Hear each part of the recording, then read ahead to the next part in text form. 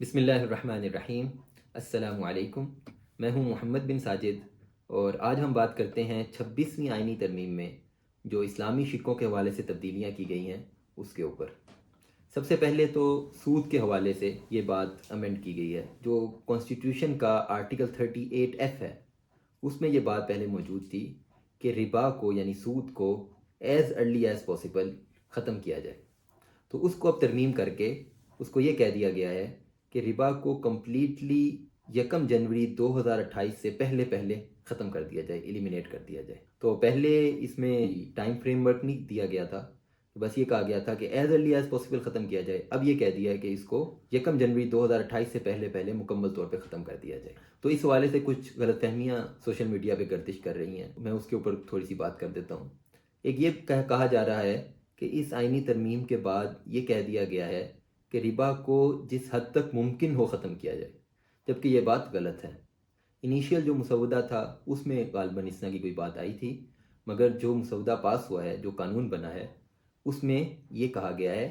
کہ ربا کو کمپلیٹلی ختم کیا جائے 1 جنوری 2028 سے پہلے۔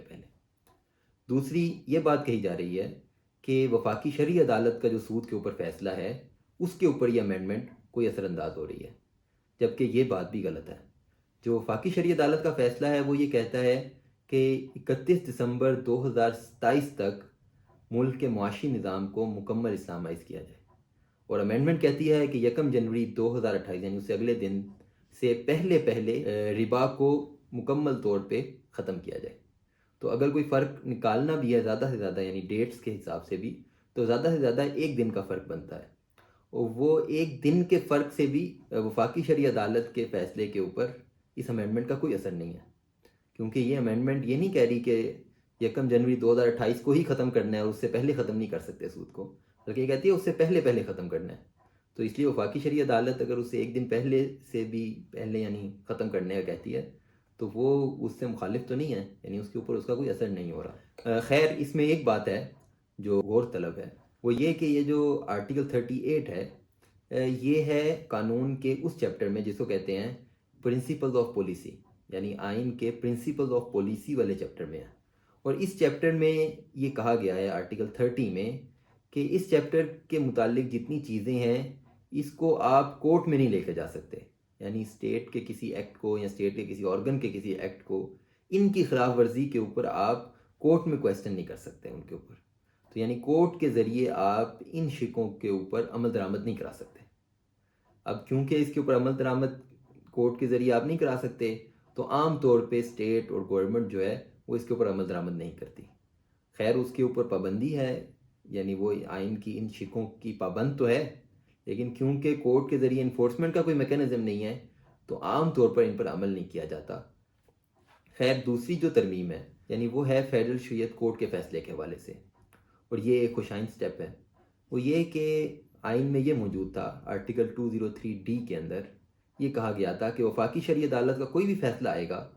اور اس کے خلاف جب کوئی اپیل فائل ہوگی تو اپیل فائل ہوتے ہی وفاقی شرعی عدالت کا فیصلہ جو ہے وہ سسپینڈ ہو جائے گا، معطل ہو جائے گا۔ اب اس کا نقصان کیا تھا؟ اس کا نقصان یہ تھا کہ وفاقی شرعی عدالت کا فیصلہ آتا تھا، اس کے اوپر اپیل فائل ہوتی تھی،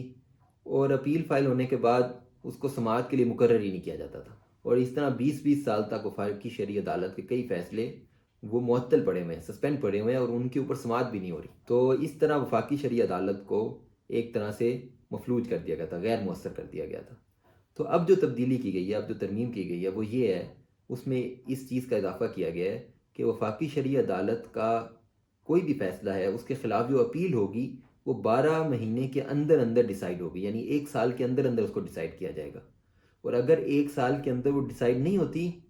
تو جو فیصلہ ہے وفاقی شرعی عدالت کا وہ سسپینڈ نہیں رہے گا، بلکہ وہ ان ورکنگ آ جائے گا۔ لیکن اس کا اثر ان فیصلوں پہ ہوگا جو اس ترمیم کے پاس ہونے کے بعد وفاقی شرعی عدالت دے گی، اس کے پہلے والے فیصلوں کے اوپر اس کا اثر نہیں ہے۔ اور دوسرا یہ کہ سپریم کورٹ اگر چاہے تو 12 مہینے کے بعد بھی فیصلے کو سسپینڈ کر سکتی ہے، مگر اس میں یہ اچھی بات یہ ہے کہ کم از کم اب بینچ تو بنے گا، یعنی 12 مہینے کے اندر اندر کم از کم سماعت تو ہوگی۔ جس طرح ابھی چل رہا ہے وہ سسٹم تو ختم ہوگا کہ وفاقی شرعی عدالت کے فیصلے کو بالکل ہی ایک طرح سے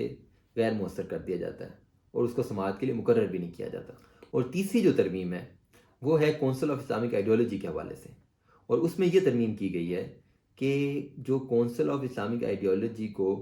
کسی ہاؤس کی طرف سے، یعنی پروونشل اسمبلی کی طرف سے یا پارلیمنٹ کی طرف سے اگر کوئی ریفرنس بھیجنا ہو اور اس سے کوئی رائے لینی ہو کونسل آف اسلامک آئیڈیالوجی سے کسی قانون سازی کے متعلق کہ یہ اسلام کے مطابق ہے یا نہیں، تو اس کے لیے پہلے یہ شرط رکھی گئی تھی کہ 2/5 آف ممبرشپ اگر کہتی ہے اس ہاؤس کی تو پھر اس کو بھیجا جائے گا۔ لیکن اب یہ کر دیا گیا ہے، اس تعداد کو کم کر دیا گیا ہے اور کہا گیا ہے کہ 1/4 آف دی ممبرس اگر کہیں وہ بھیجیں کونسل کو رائے کے لیے تو 1/4 جو میجورٹی ہے یعنی 1/4 آف ممبرشپ جو ہے وہ بھیج سکتی ہے، یعنی اس مقدار کو پہلے 2/5 تھی اب 1/4 کر دیا گیا ہے۔ یہ ایک تبدیلی کی گئی ہے۔ اسی طرح آرٹیکل یہ 229 کی تبدیلی تھی، اسی طرح آرٹیکل 230 میں بھی ترمیم کی گئی ہے اور اس میں یہ کہا گیا ہے کونسل آف اسلامک آئیڈیالوجی کی جو فائنل رپورٹ ہوگی وہ جب ہاؤس میں لیٹ ڈاؤن ہوگی پارلیمنٹ میں یا پروونشل اسمبلی میں تو اس کے 12 مہینے کے اندر اندر اس کو کنسیڈر کیا جائے گا۔ یہ ہیں کچھ ترامیم کہ جو اسلامی شقوں کے حوالے سے آئین میں 26 جو امینڈمنٹ ہے کانسٹیٹیوشن کی یعنی 26ویں آئینی ترمیم میں جو منظور کی گئی ہیں، یہ تبدیلیاں ہیں، یہ ترامیم ہیں جو کی گئی ہیں۔ جزاک اللہ خیر۔ السلام علیکم ورحمۃ اللہ۔